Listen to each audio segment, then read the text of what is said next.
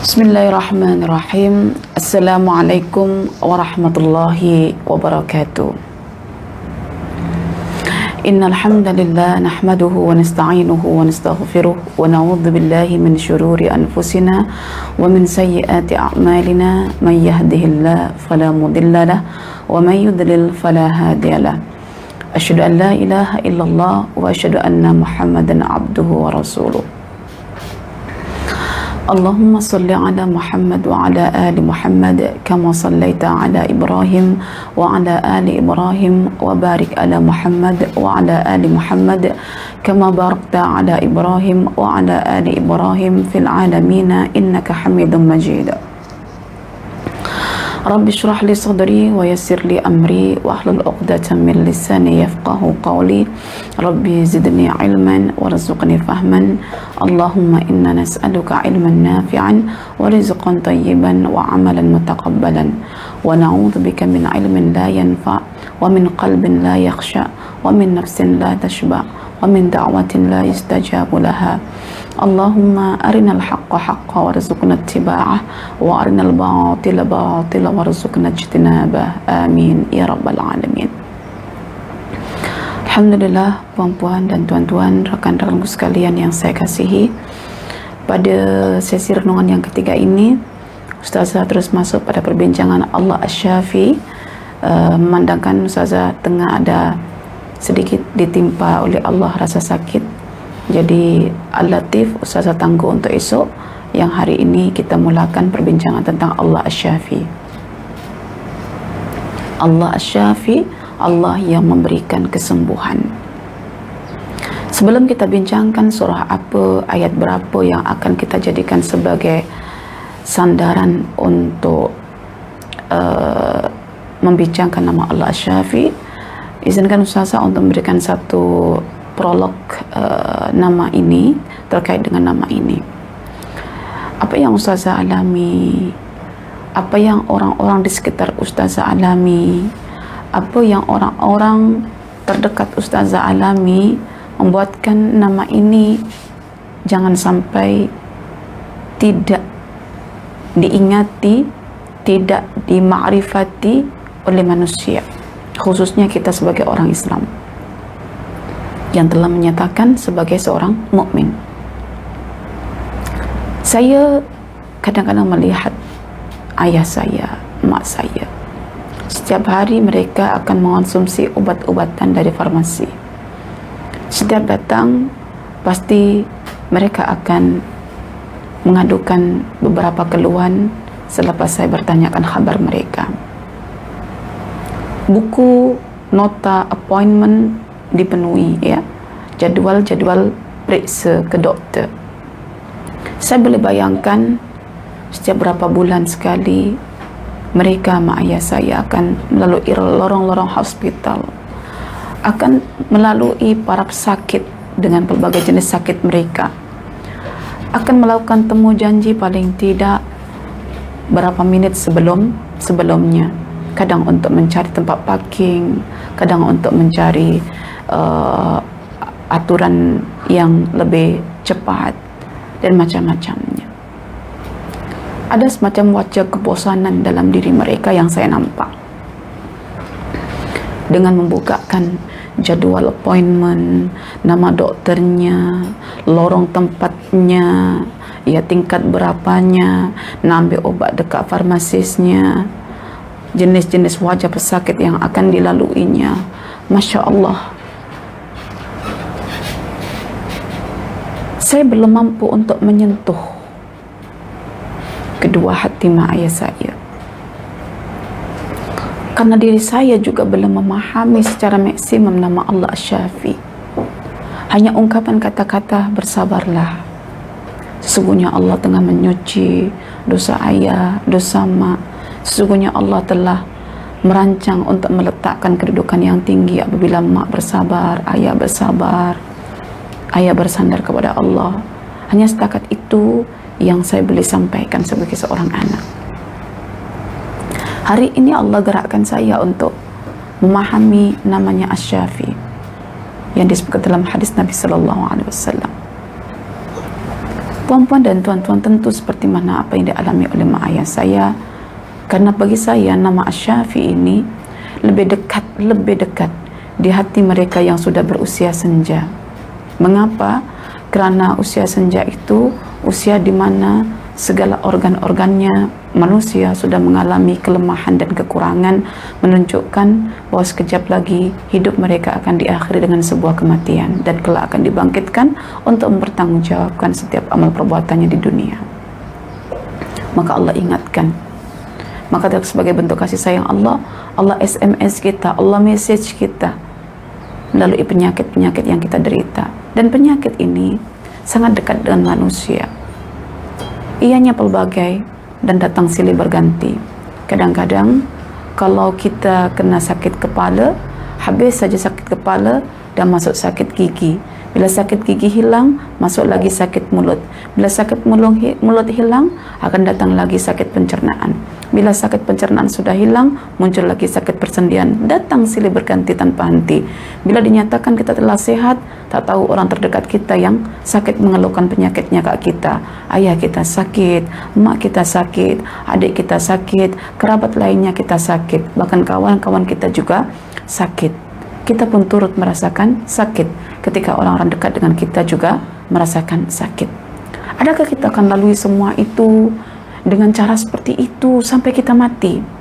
Ataukah kita ingin rileks, kita ingin mendapatkan ketenangan, kita ingin biasa dengan penyakit itu, dan kita bahkan akan mencapai penyembuhan dengan sesuatu yang susah untuk dibayangkan secara akal manusia?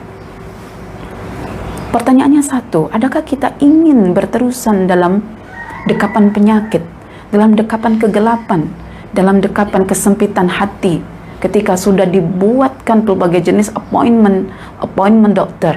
Penyakit inilah, belum lagi prostatnya, belum lagi 3 serangkainya, ya, belum lagi nanti masuk bahagian dialisisnya. Allahu Akbar.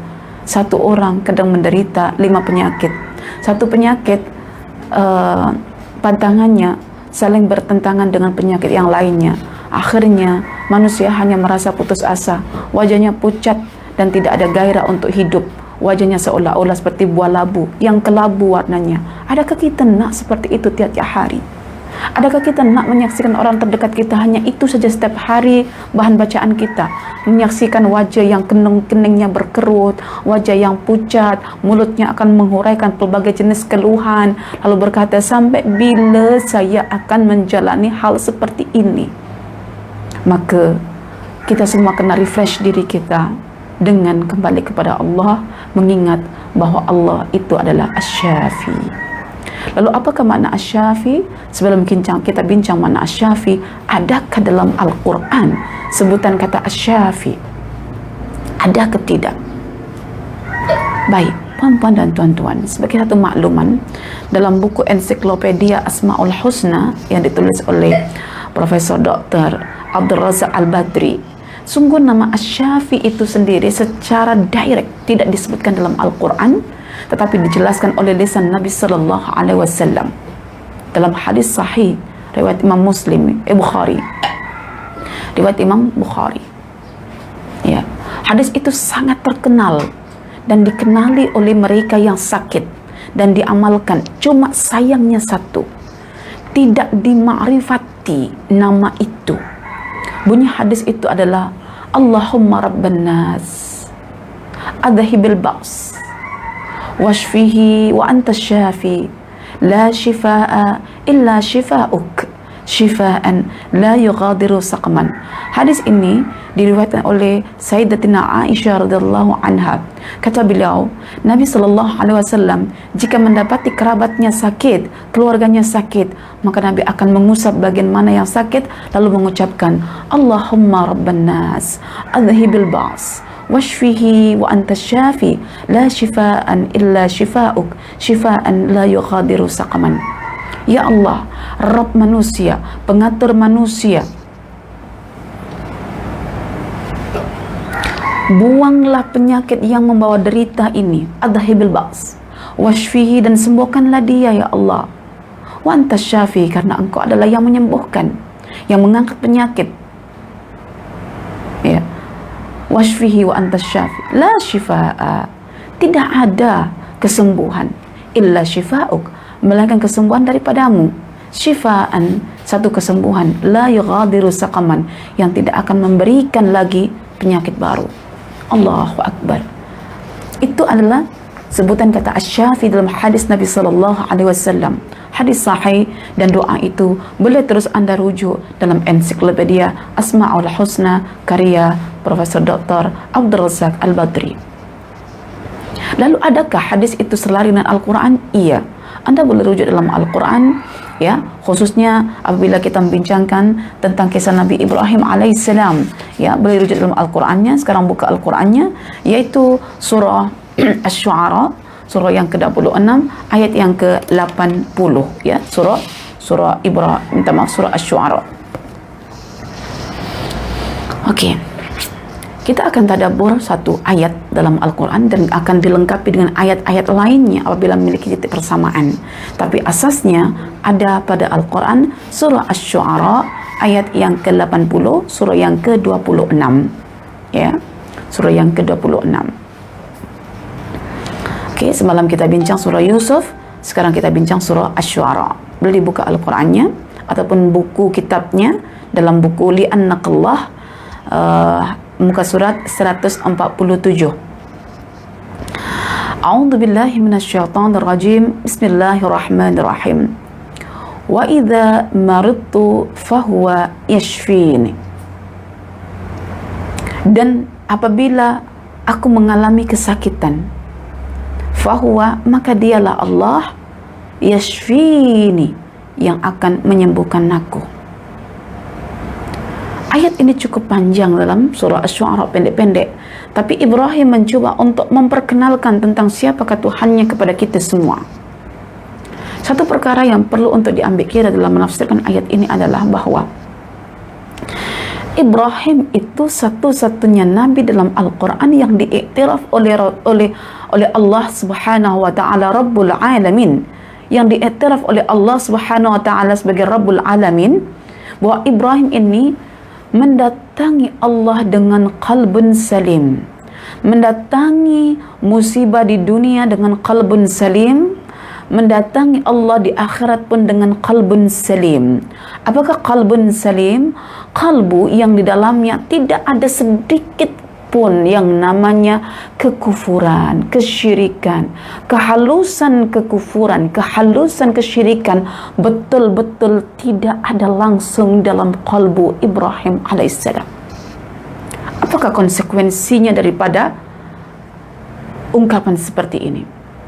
Idza jaa'a rabbahu biqalbin salim. Ingatlah tatkala Ibrahim itu mendatangi Rabbnya dengan kalbu yang bersih, mendatangi musibah yang datang silih berganti dengan kalbun salimnya, mendatangi Allah di akhirat nanti dengan kalbun salimnya. Apakah konsekuensi atas makna ini? Konsekuensinya, kalau dalam hati Ibrahim tidak ada sedikit pun kekufuran, tidak ada sedikit pun kesyirikan dalam pelbagai bentuk-bentuk kesyirikan, maka Ibrahim adalah uswah hasanah dalam bab tauhid untuk kita. Ibrahim tidak ditimpa oleh Allah, tidak ditimpakan oleh Allah dalam kalbunya itu penyakit syirik ataupun kufur. Sebaliknya, atas kelemahan hati kita, Allah menimpakan penyakit syirik, penyakit kufur yang kita sadar ataupun kita tak sadar. Itulah kita, dengan kelemahan kita, sungguh dalam hati kita ada kekufuran yang kita tak sedar, sungguh dalam hati kita ada kesyirikan yang kita tak perasan. Jika seorang nabi seperti Ibrahim saja seperti itu, kata-kata Ibrahim, fa idza maridtu wa idza maridtu fa huwa yashfin, mesti kita pegang karena dia keluar daripada hati yang bersih, hati yang salim, hati yang tidak ada campuran noda syirik, noda kufur. Maka kata-katanya menjadi teladan untuk hidup kita, khususnya bagi orang-orang yang sudah ditimpa yang namanya ujian kesakitan. Masya Allah, ini adalah ayat yang akan kita rungkai, Yang ayat ini kena dekat dengan kita.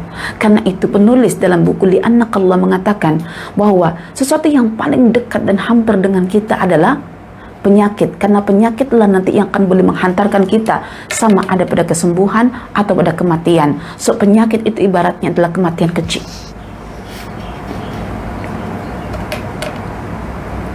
Oke. Jadi kata yashfin, ya, syafa yashfi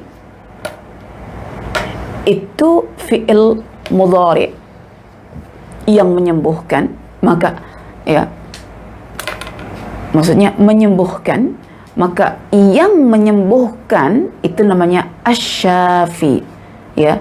Asy-syafi'i lain dengan asy-syafiyu, lain ya. Asy-syafi yang menyembuhkan, asy-syafi'i yang melengkapi.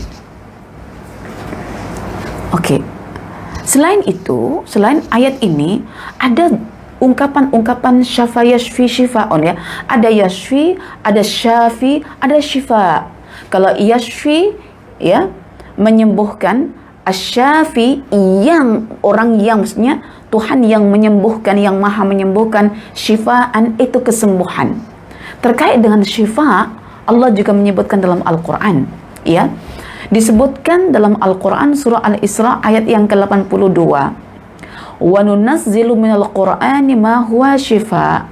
Dan kami telah menurunkan Al-Quran secara beransur-ansur, ya. Di dalam Al-Quran itu terdapat syifa, obat, ya. Syifa, ya, obat. Obat untuk apa? Dijelaskan dalam surah Yunus surah yang ke-10 ayat yang ke-57.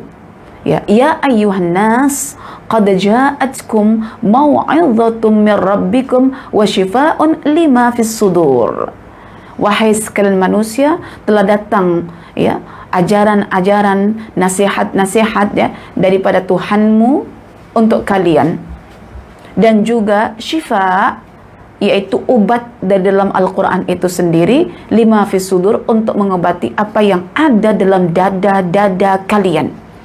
So penyakit terletak dekat dada, karena itu Quran datang untuk menyembuhkan penyakit yang ada dalam dada. Ini penyakit yang sifatnya penyakit untuk, minta maaf, ini sifat obat untuk penyakit yang tidak nampak, yaitu yang dapat dirasakan, seperti penyakit kegelisahan, penyakit hatilah kita mau katakan, ya, adalah Quran sebagai obatnya, syifa. Jika Allah yang menurunkan Al-Quran, dan Al-Quran itu adalah penawar untuk hati yang sakit, dada yang sakit, bermakna yang menurunkan adalah dokternya, asyafinya. Siapakah itu? Allah Subhanahu wa ta'ala.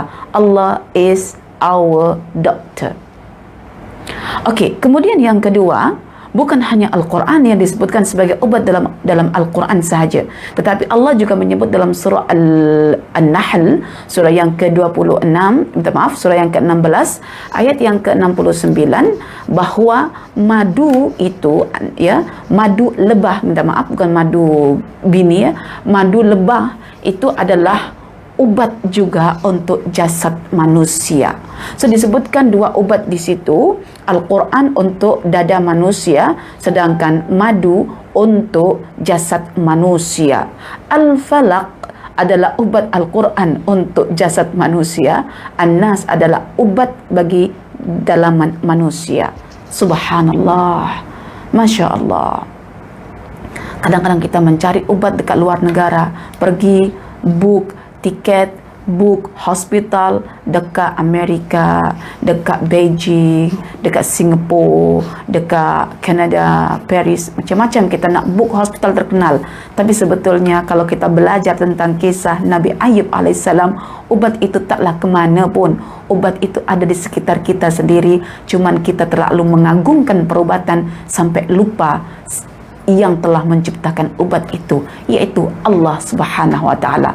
Allah tak menyusahkan kita sehingga kita sebagai orang miskin kena pergi jauh sampai keluar negara. Ada di sekitar kita. Urqud birijlika, sila kamu tekan, ya, gerakkan, hentakkan kakimu, ya, Maka hadza mughtasalun baridun wa syarab. Inilah air yang sejuk yang boleh kamu gunakan untuk mandi dan juga untuk minum. Maka Nabi Ayub pun sembuh daripada penyakitnya. Boleh rujuk surah Sad ya, surah Sad surah yang ke-38 ayat yang ke-42 nanti mengenai perubatan.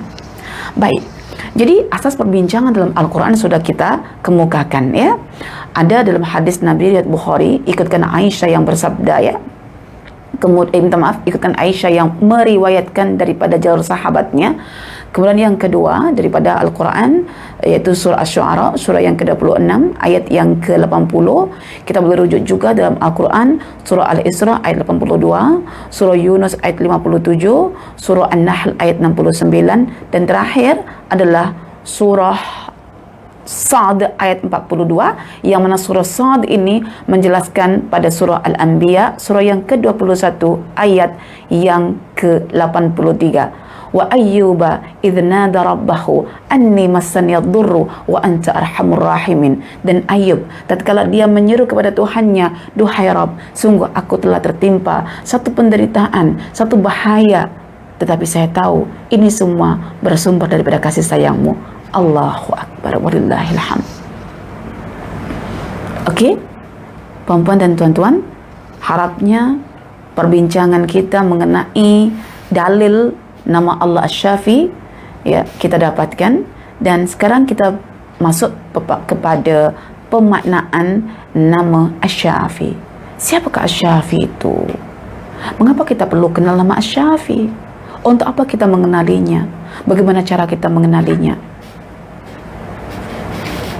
Apakah bukti-bukti kisah-kisah yang perlu kita hadirkan untuk mengukuhkan fakta-fakta Asy-Syafi?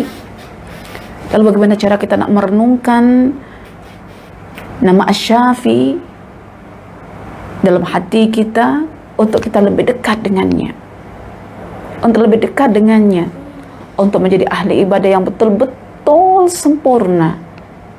Baik. Asy-Syafi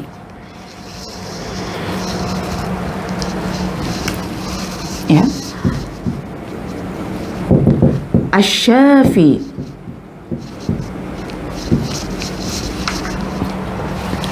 Asy-Syafi, kalau kita kemaskan definisinya secara utuh, dia akan melibatkan sebab, akibat, kesan. Mengapa Allah Asy-Syafi? Bagaimana Allah bertindak sebagai Asy-Syafi? Lalu apa hasil dari tindakan Allah Asy-Syafi sehingga kita bertakbir Allahu Akbar, kita memuji Alhamdulillah, kita mensucikan Allah Subhanallah, kita bertuhankan Dia, la ilaha illallah, kita bergantung kepadanya, la haula wala quwata illa billah. Okey. Pada Asy-Syafi kita pastikan bahwa Allah itu memiliki kuasa dan ilmu yang sempurna. Ada kuasa plus ilmu yang sempurna. Macam mana Tuhan yang akan menyembuhkan, yang mendatangkan penyakit, yang mengangkat penyakit, tidak ada kuasa, tidak ada ilmu? Kalau tidak ada ilmu, tersesat maknanya Allah memberikan penyakit pada seseorang, sehingga seseorang boleh mengatakan, kenapa aku yang makan dah sehat-sehat, dah jaga makanan herbal begini-begini, aku sakit, yang itu perokok, yang itu makan ini, makan itu, junk food semua dimakan, saya amalkan living food semuanya, kenapa aku yang kena penyakit? Kalau kita tidak tahu Allah itu memiliki ilmu yang tidak akan pernah sesat dalam menentukan takdir manusia, kita akan mengeluh. Tapi kalau kita tahu Allah itu alim, alimul khabir, al-latif, sungguh kita tidak akan mengeluhkan penyakit yang Allah berikan kepada kita. Justru kita akan mencontoh sifat dan karakter Nabi Ayub alaihi salam. So, ketika Allah punya ilmu, Allah ingin menerapkan ilmunya itu dalam diri manusia melalui mendatangkan penyakit. Maka Allah perlukan kuasa, dan kuasa itu telah melekat pada zatnya secara azali. Allah itu ilmunya luas dan sempurna, begitu juga kuasanya luas dan sempurna, yang dengan kekuasaannya yang berasaskan pada ilmunya, di sini Allah bertindak. Bertindak apa? Bertindak menurunkan penyakit.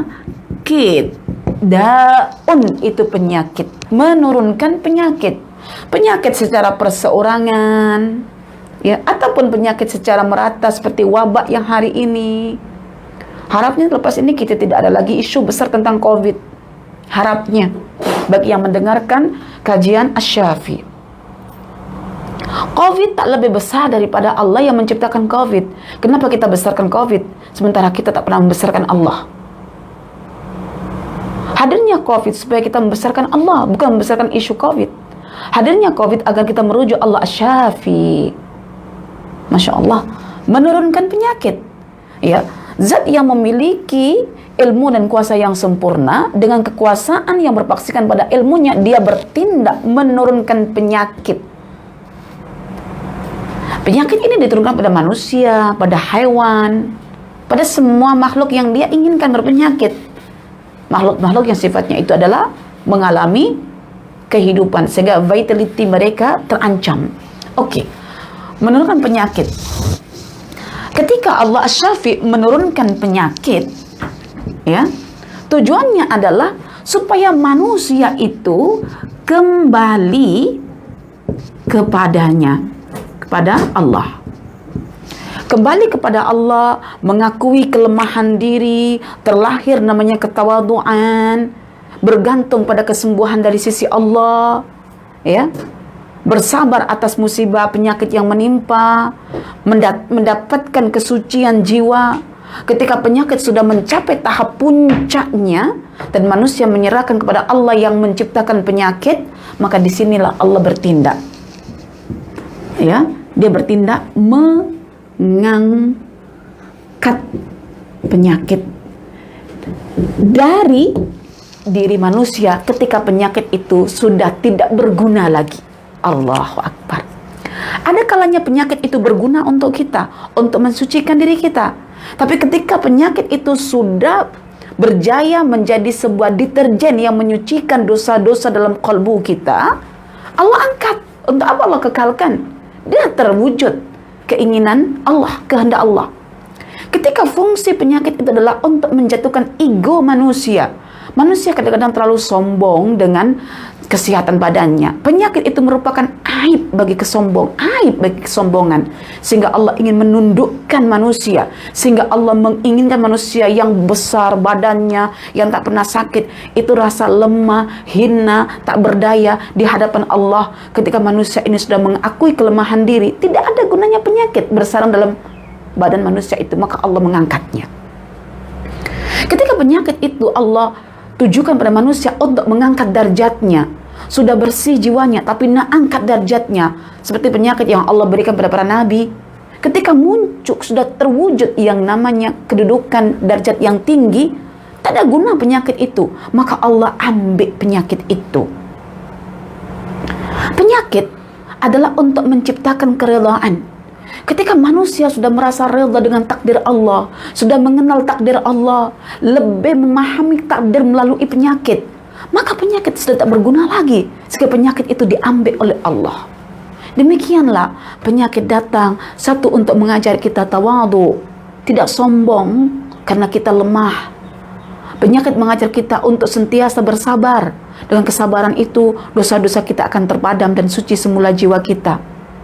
Penyakit mengajak kita untuk rela dengan tiap-tiap takdir Allah, bahwa Allah itu Al-Alim yang tidak pernah sesat dalam menentukan takdir manusia.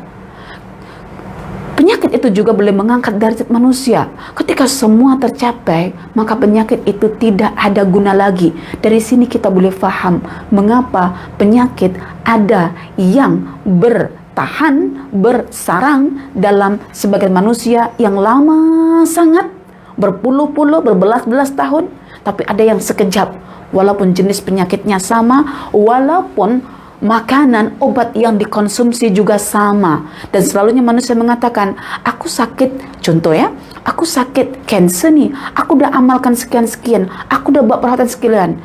Kau pun sakit cancer kan? Sama cancernya, levelnya pun sama. Engkau pun dokter yang sama, amalkan yang sama. Kenapa engkau sembuh cepat? Aku tak sembuh cepat. Tidak akan lagi ada ungkapan seperti itu, karena hakikatnya penyakit diturunkan bukan sia-sia. Dia ada tujuan. Jika tercapai tujuan, baru diangkat oleh Allah. Yang diangkat oleh Allah sudah tercapai tujuannya, Anda belum tercapai tujuannya. Karena itu, dari sini kita boleh simpulkan bahwa nama Asy-Syafi adalah zat yang memiliki ilmu dan kuasa yang sempurna. Dengan kuasanya yang berpaksikan pada ilmunya itu, dia bertindak menurunkan penyakit pada makhluknya, khususnya manusia, agar manusia itu mau kembali kepadanya dengan merasakan sisi-sisi ubudiyah seperti tawadhu, seperti syukur, sabar, ridha, dan lain sebagainya. Lalu Allah pun mengangkat penyakit itu, karena penyakit itu tidak ada gunanya lagi untuk bersarang dalam jasad manusia. Masya Allah. Oke, itu makna Asy-Syafi. Bagi yang berpenyakit hari ini mungkin lebih mendalam rasanya, tetapi yang tak berpenyakit mungkin hanya menunggu bila Allah akan datangkan penyakit kepada saya. Karena penyakit itu adalah pembersih dan kita adalah yang kotor, maka satu ketika Allah akan datangkan penyakit itu dari yang kecil sehingga yang besar. Lalu ketika sudah mencapai puncak kebesaran penyakit, dia akan dihilangkan oleh Allah Subhanahu wa ta'ala. Baik, perempuan dan tuan-tuan sekalian, mari sekarang kita menjelaskan makna Asy-Syafi dalam ruang kehidupan kita. Mari kita menghidupkan hati dengan memahami hakikat dan fakta yang kita telah menemukan dalam kehidupan harian kita. Mari kita cari perbuatan-perbuatan Asy-Syafi dalam hidup kita. Mari kita sembah Allah Asy-Syafi dengan sebenar-benar ubudiyah. Oke, perempuan dan tuan-tuan sekalian yang saya muliakan, hidup ini adalah ladang penyakit. Satu frasa bila difahami dengan baik, insya Allah frasa ini boleh melapangkan dada kita. Hidup ini adalah merupakan ladang penyakit. Penyakit akan datang silih berganti, tak pandang siapakah orangnya. Menteri ke, presiden ke, raja ke, perdana menteri ke, khalifah ke, semua akan menderita kesakitan. Mengapa? Karena sakit ini adalah sangat dekat dengan kematian. Karena sakit ini adalah sangat dekat dengan kematian. Sesuatu yang paling hampir dengan kematian itu adalah penyakit. Penyakit boleh mengakhiri vitality kita, sedangkan kematian boleh mengakhiri kehidupan kita. Oleh karena itu, hakikat kita semua adalah kematian. Karena penyakit sangat dekat dengan kematian, sangat dekat. Matinya sebagian fungsi-fungsi dalam jasad kita itu adalah separuh kematian. Karena itu hakikat kita adalah kematian. Tidur kita adalah kematian kita. Sakit kita adalah kematian kita. Anjakan usia kita adalah kematian kita. Usia kanak-kanak merupakan kematian bagi usia remaja. Usia remaja merupakan kematian bagi usia dewasa. Usia dewasa merupakan kematian bagi usia prasenja. Usia prasenja merupakan kematian bagi usia senja. Dan usia senja merupakan kematian bagi orang yang sudah senja gila. Takkah kita sadar bahwa dunia ini akan diakhiri dengan kematian? Siapa malaikat yang akan mencabut nyawa kita? Malaikat An-Nazi'at atau malaikat An-Nasyitat? Nazi'at yang mencabut dengan kerasnya karena ada kekufuran dalam hati kita. An-Nasyitat yang lembut dalam mencabut nyawa kita karena dalam diri kita ada kesolehan, ada iman, ada takwa. Ya. Saya usia prasenja, saya masuk pada usia 40 tahun. So kira saya sudah mengalami kematian di fasa ya kanak-kanak saya, fase bayi, fase kanak-kanak saya, fase remaja saya, fase dewasa saya. Saya mengalami 4 tahap kematian. Tapi adakah pernah saya sadar?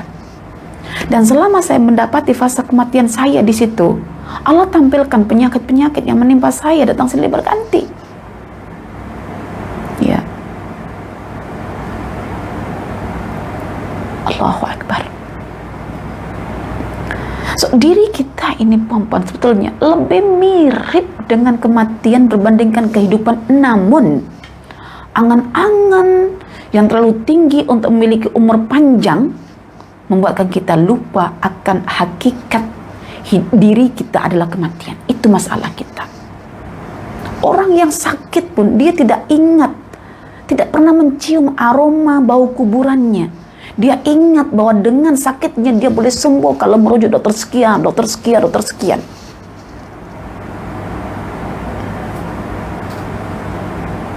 Berbagai kalangan yang datang menziarahi kita yang sakit, memberikan mahkota kehidupan dalam diri kita. Namun mereka tak sadar bahwa diri kita tengah mencium aroma bau kuburan kita. Ya Allah, ya Tuhanku. Dengan cara apa Allah nak sadarkan kita? Kalau bukan dengan sesuatu yang kita ratapi sakitnya, deritanya, yaitu penyakit. Maka penyakit dalam hadis Nabi dikatakan sebagai al-ba's. Allahumma rabban nas adhibil ba's. Ba's itu adalah penyakit yang boleh mendera jasad sehingga menjadi menderita. Itu adalah al-ba's. Dia terkait dengan jasad manusia.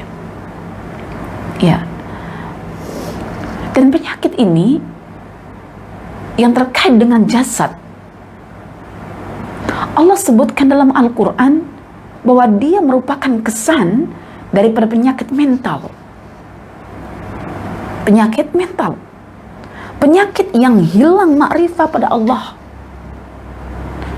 Sehingga kita lebih membesarkan penyakit itu sendiri daripada Allah. Bukankah kita hidup itu untuk membesarkan Allah? Allahu Akbar. Bagaimana cara kita mengecilkan penyakit? Ingatlah Allah Asy-Syafi.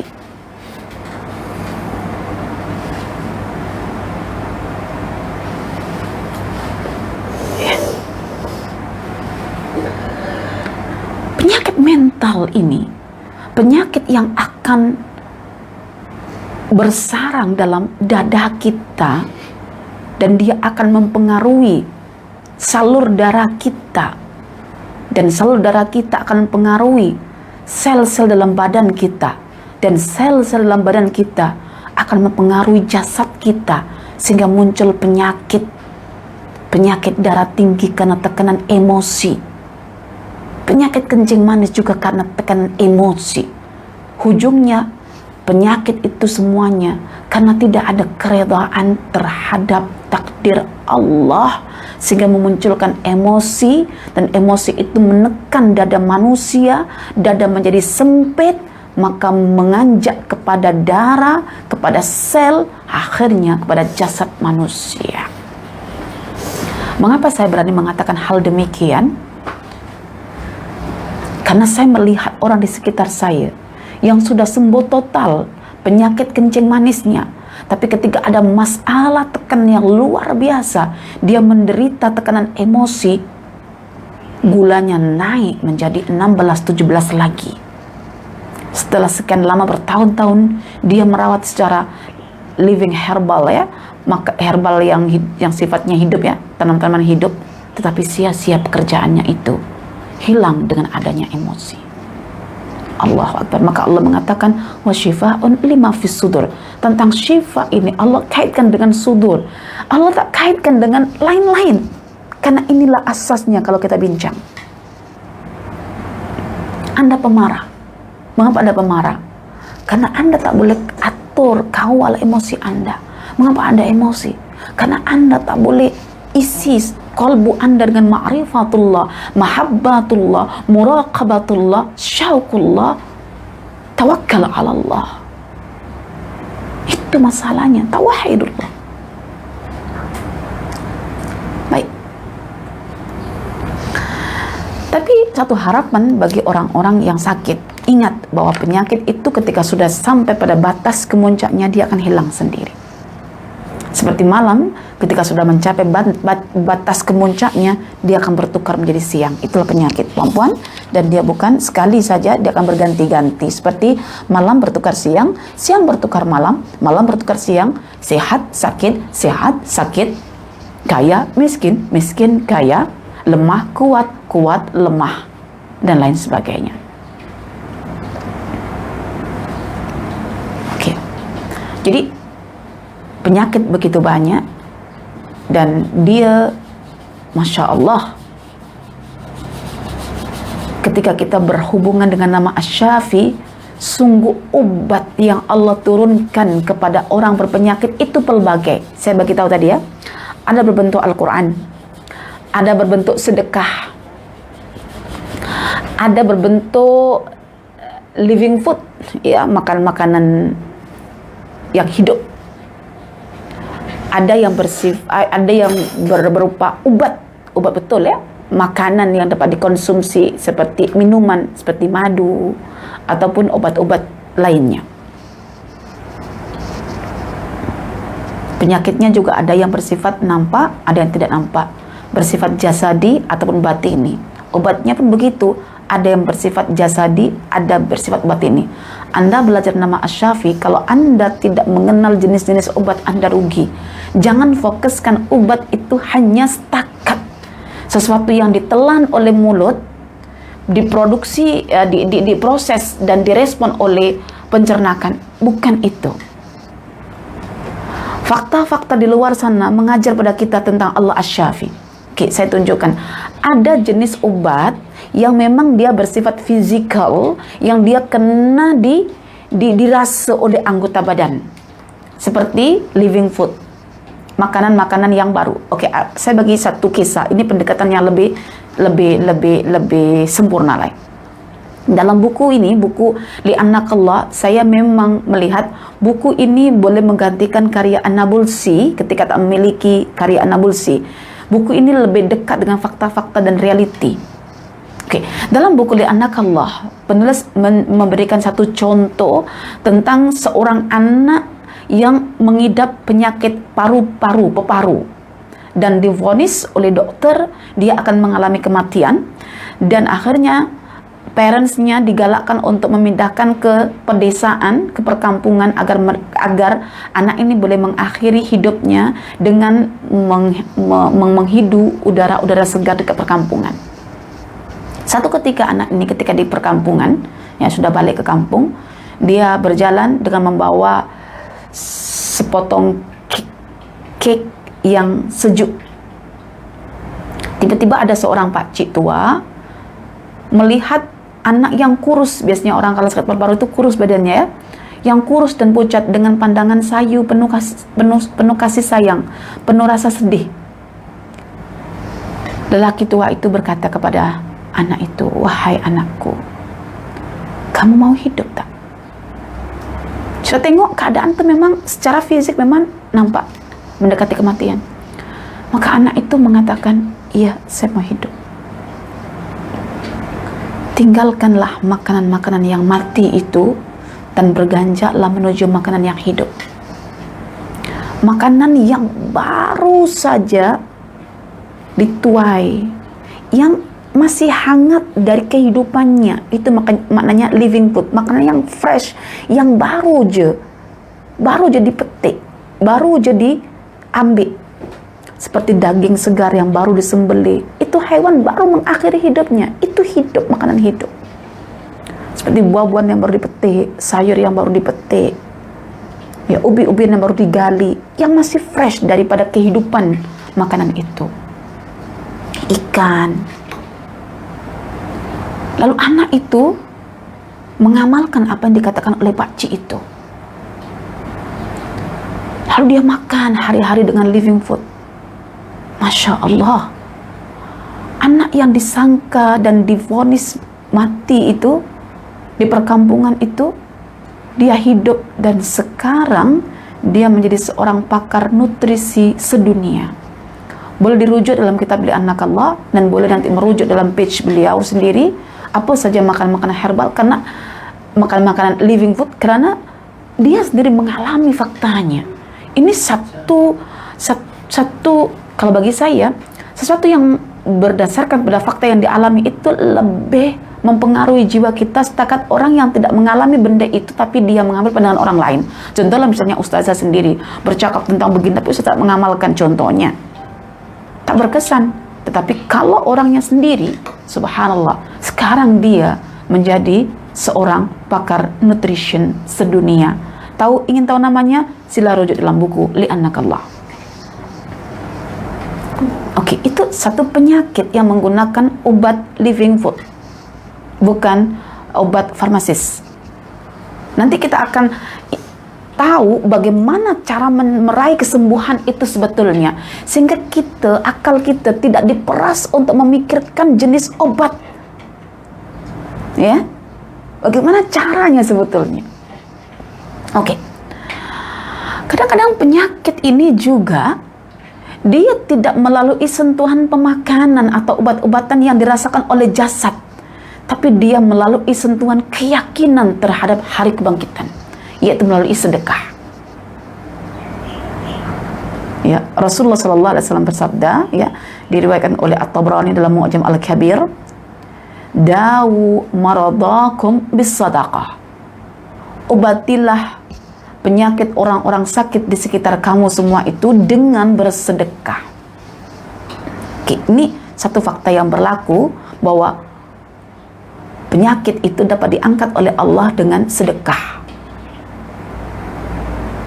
Saya bagi kisahnya, lalu kita buat pertanyaan, kenapa penyakit itu boleh sembuh dengan sedekah? Apa hubungan sedekah itu dengan penyakit? Kenapa bukan makanan ataupun minuman ataupun obat-obatan lain yang dapat dikonsumsi oleh badan kita? Mengapa? Dengarkan dulu selepas kita bincangkan tentang satu kisah. Ada seorang yang soleh naik kereta, kisah nyata nih ya, dalam buku Li'annakallah. Dan ketika dia naik kereta, ternyata keretanya itu melanggar seorang kanak-kanak. Dan ketika melanggar kanak-kanak itu, bunyi retakan tulang itu didengar oleh telinganya. Segera dia menghentikan keretanya dan dia mengangkat anak itu menuju hospital. Lalu atau emak, ayah, dan anak itu dipanggil oleh pihak hospital. Lelaki saleh itu shock, fresh,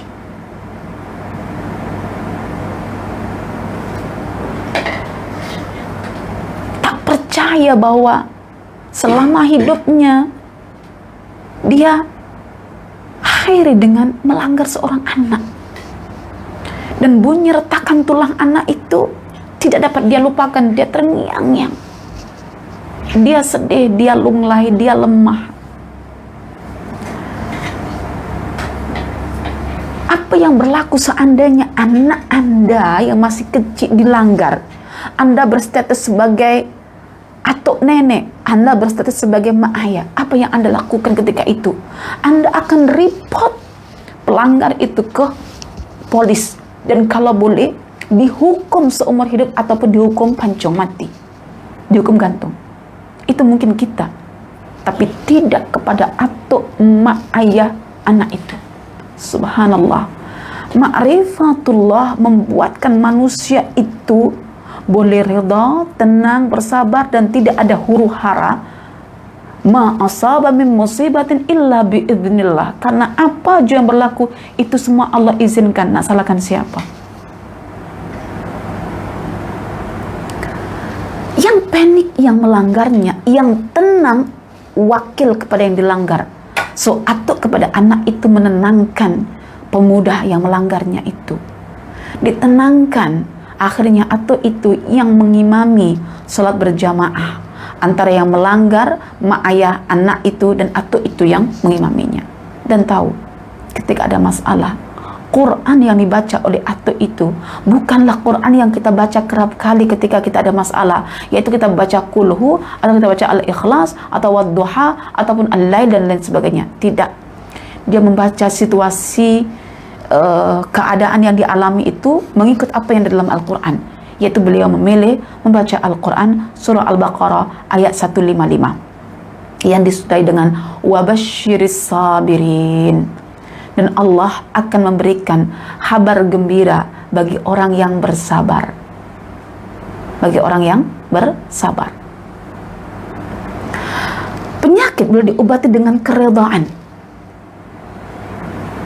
Ketika mana atuknya ini tenang, ibunya hanya berdoa, ayahnya hanya bergantung kepada Allah, dokter yang vonis anak itu mati karena mengalami kehancuran pada tulang tengkoraknya, hancur tulang tengkoraknya, saya tak boleh bayangkan.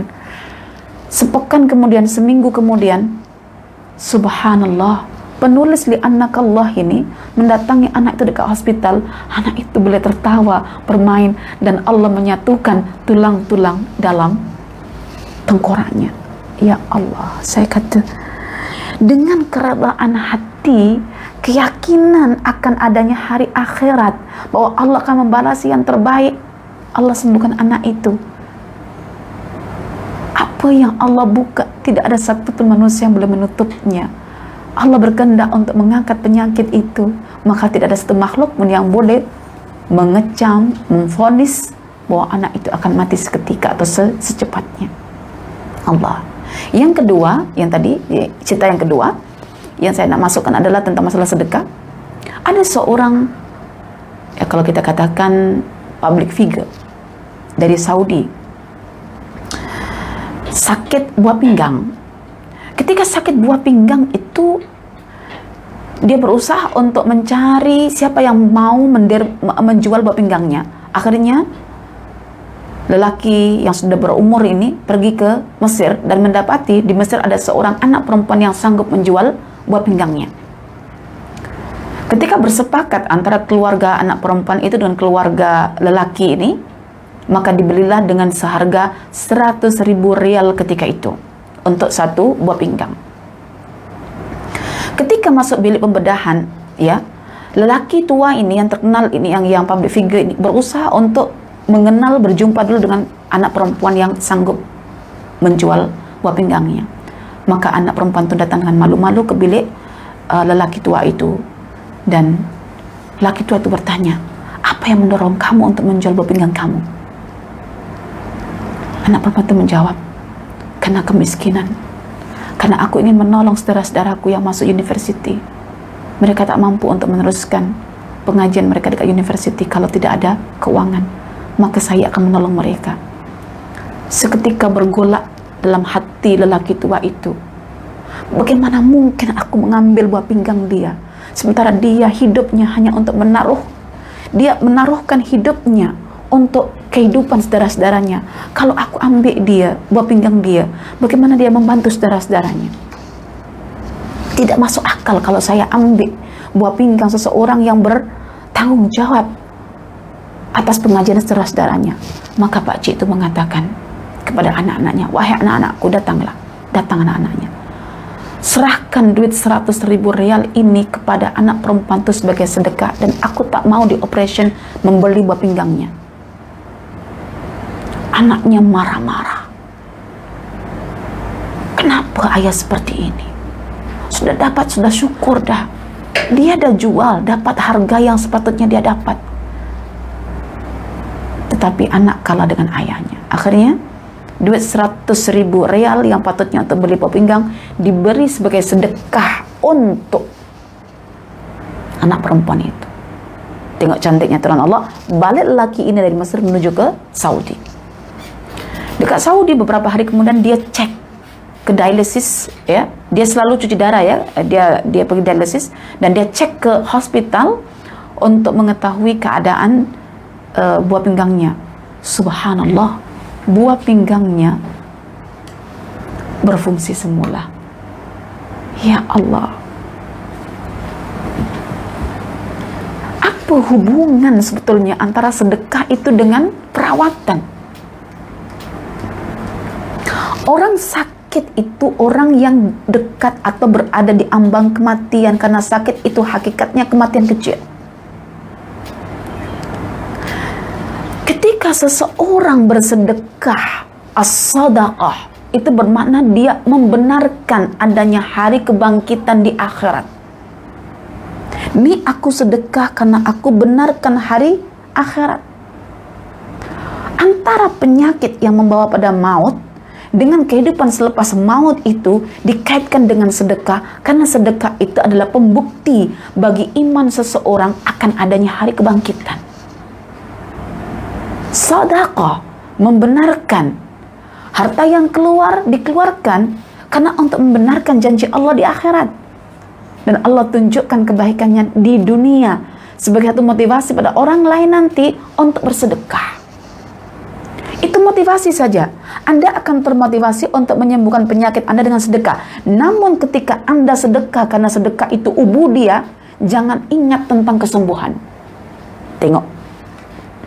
Segala hal duniawi, kesembuhan, harta benda, kedudukan, itu semua menarik kita untuk mendekat pada Allah. Ketika sudah mendekat pada Allah, lupakan yang itu. Nanti dia akan mengikut dengan sendirinya ataupun tak mengikut, terpulang kepada takdir Allah. Karena setiap tindakan Allah itu berasaskan pada takdir yang telah ditetapkan sendiri. Masya Allah. Dan banyak lagi kisah-kisah di sini yang menarik. Apa yang menarik untuk saya simpulkan adalah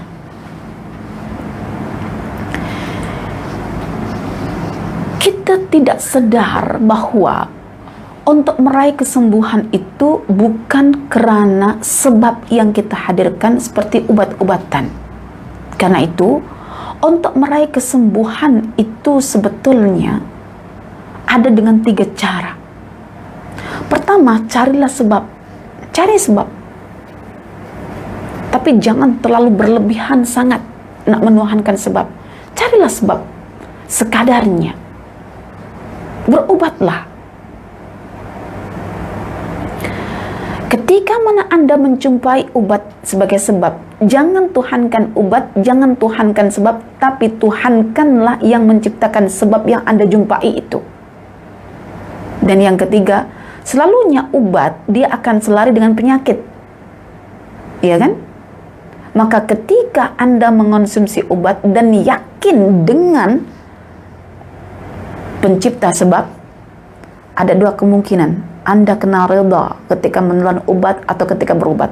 Sama ada obat yang sesuai dengan penyakit itu Allah bagi kesembuhan, atau Allah tarik fungsi dan pengaruh obat itu daripada obat itu sendiri. Ya, paham di sini? Cari sebab, dan sebab ini tentu mengarah kepada penyakit. Selari dengan penyakit. Obatnya penyakit kepala, itu begini obatnya, sudah terbukti, sudah cari. Ketika dapat sebab, tuhankanlah yang menciptakan sebab, jangan tuhankan sebab. Baru yang ketiga, Anda kena reda. Redanya apa? Sama ada Allah aktifkan pengaruh obat itu, Allah, atau Allah off-kan pengaruh obat. Jadi obat tidak pernah salah. Kalau ada orang sembuh dengan madu, penyakit matanya atau penyakit buasirnya misalnya, dengan madu contohnya, ketika madu itu selari dengan penyakit buasir Anda, Allah sebagai asy-syafi boleh jadi tetap mengekalkan penyakit itu pada Anda, walaupun madu itu sangat tepat untuk buasir, tetap mengekalkan penyakit, artinya Allah hilangkan fungsi madu itu ketika ada konsumsi. Atau Allah on-kan, fungsikan, letakkan pengaruh madu seperti biasanya, sehingga berlaku kesembuhan. Mengapa Ustazah Allah buat begini Ustazah? Kalau macam ini, kalau macam ini Anda berkata kepada siapa? Obat ke Allah. Kepada Allah, tapi kenapa tak sesuai? Kenapa Allah tak bagi tak bagi pengaruh secara umumnya?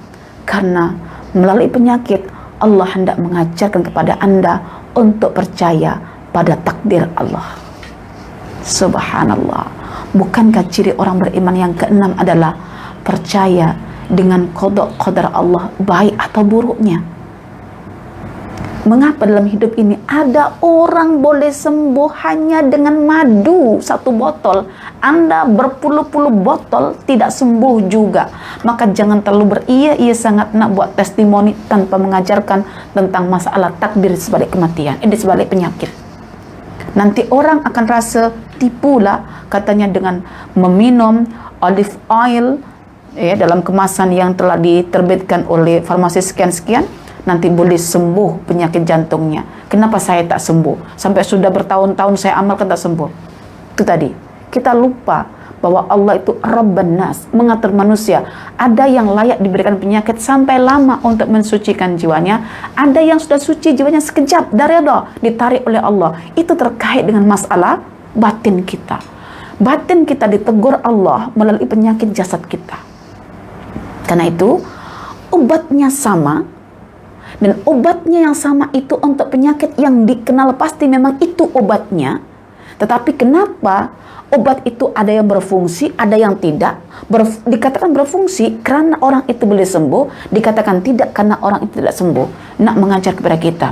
Disinilah Syekh Abdul Razak Al-Badri menyebutkan dalam kajian Asmaul Husnanya bahwa melalui penyakit sebetulnya Anda diajak oleh Allah untuk mengakui rububiyah Allah, untuk mengakui keesaan Allah dalam pengaturannya, dan bahkan untuk mempercayai qada dan qadarnya yang takdir kita sudah ditentukan dekat Lauhul Mahfuz. Allah menjalankan apa yang sudah terdapat dalam Lauhul Mahfuz.